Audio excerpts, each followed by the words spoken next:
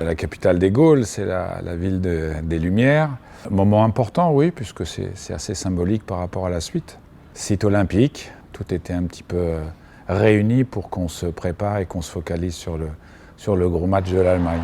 30 000 personnes, record battu du nombre de spectateurs sur un match hors Paris, nombre de téléspectateurs, record battu et autres. Donc un bon premier match. On a senti que tout le stade était derrière l'équipe de France, avec une grosse envie que l'échéance et que ce plafond de verre d'une demi-finale, d'une grande compétition européenne ou mondiale pour l'équipe de France puisse être percée. Donc on a senti vraiment l'engouement.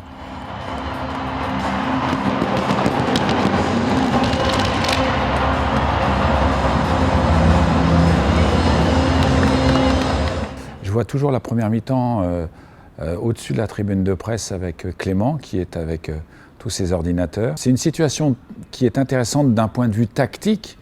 Quand on est entraîneur ou entraîneur adjoint, ce qu'on aime aussi, c'est le côté émotionnel. On y est moins, puisqu'on est un peu sur les hauteurs.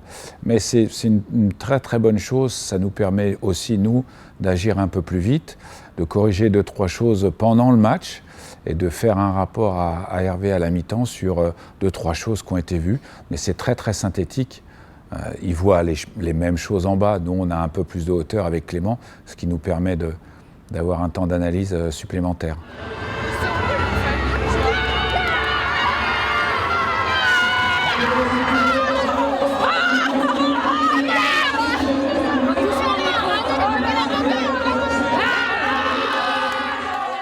C'était assez symbolique parce que c'est une équipe allemande qui, très souvent en compétition internationale contre l'équipe de France, a montré son statut.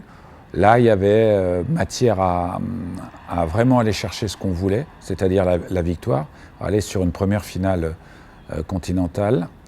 Et les filles ont rempli la mission de façon remarquable. Très bonne première mi-temps des filles, dans un premier temps où on a été relativement à l'aise dans le jeu. On s'est fait peur une fois ou deux, mais on a pas mal d'opportunités, d'occasions. On a réussi à faire reculer l'équipe allemande. On savait les points forts et les points faibles de cette équipe allemande. On a réussi à les contrecarrer. La puissance allemande nous a un peu fait mal au cœur de la première mi-temps, mais sans vraiment être excessivement dangereuse. On marque en première mi-temps les 2 buts.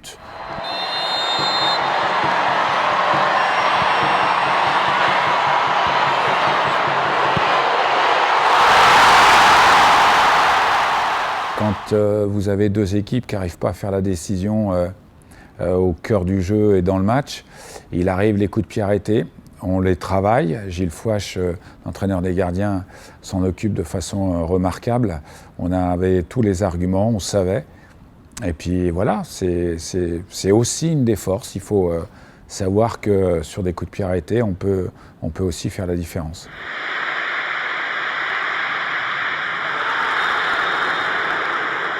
Une situation de jeu qu'on avait travaillé, qu'on travaille depuis pas mal de temps, la projection de nos milieux le plus haut possible lancée.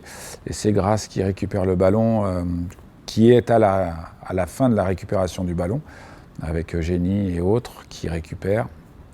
Tout le monde se projette dans les 16-50 et la défenseur allemande fait la faute. Voilà. On mène 2-0. Alors là, il se passe très souvent le cas habituel, c'est que le 3e but est souvent décisif. S'il est pour vous, c'est très bien. S'il est contre vous, ça relance l'équipe adverse.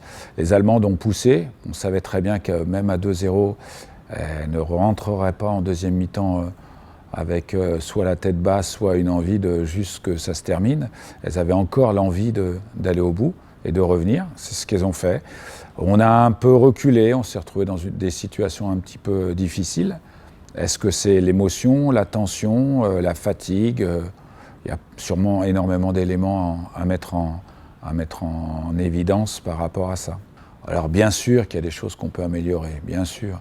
Mais la progression de cette équipe, elle est constante. On arrive à mettre en place ce qu'on veut. Alors ça prend plus ou moins de temps. Il faut sûrement quelquefois revenir à 2-3 choses qu'on avait travaillées en tout début, et puis on repart. Les filles sont à l'écoute, sont extrêmement professionnelles, réfléchissent beaucoup au jeu. Donc c'est aussi une chose à souligner dans ce groupe-là, c'est la volonté qu'elles ont d'avancer ensemble, d'être ensemble et de continuer à progresser. On peut aussi se situer sur des équipes de très haut niveau.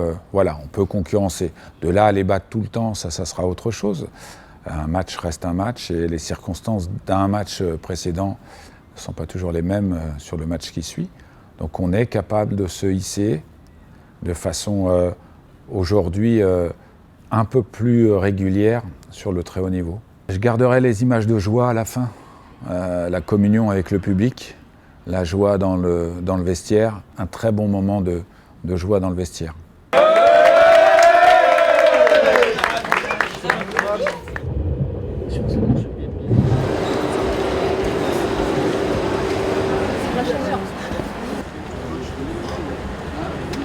Les championnes du monde, qu'en disant ça on a tout dit, on donne la valeur de cette équipe qui est sur cette année de Coupe du Monde la meilleure équipe, qui est capable de créer du jeu, d'imposer son jeu, un jeu espagnol qu'on connaît à travers toutes les équipes de jeunes garçons et filles, les garçons Léa aussi, et la reproduction du même modèle. Donc championne du monde, donc immense respect pour cette équipe-là, parce que si elle est là, c'est qu'il n'y a pas de hasard quand on devient champion du monde en Australie, comme ils sont devenus championnes du monde.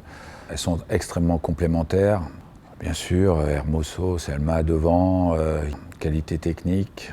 Elles sont rapides, capables de bien s'organiser, de bien défendre, surtout d'attaquer en nombre. Mais c'est une force collective.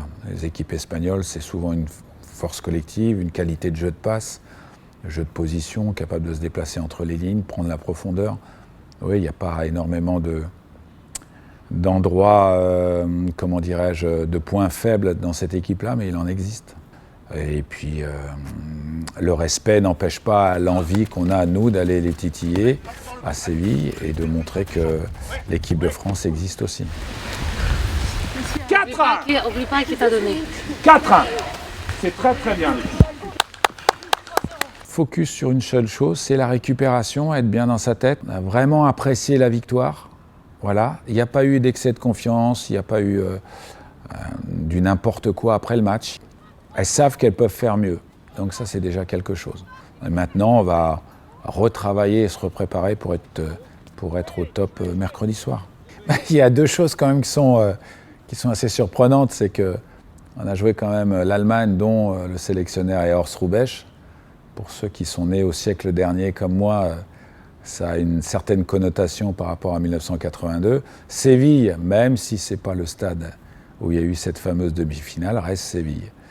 Donc ça aussi, c'est un petit clin d'œil à l'histoire du football français. 2 points pour les Bleus. Point pour les Bleus. Encore. Là. Joli. Là. Bien joué, Dé. Encore, faut la sortir.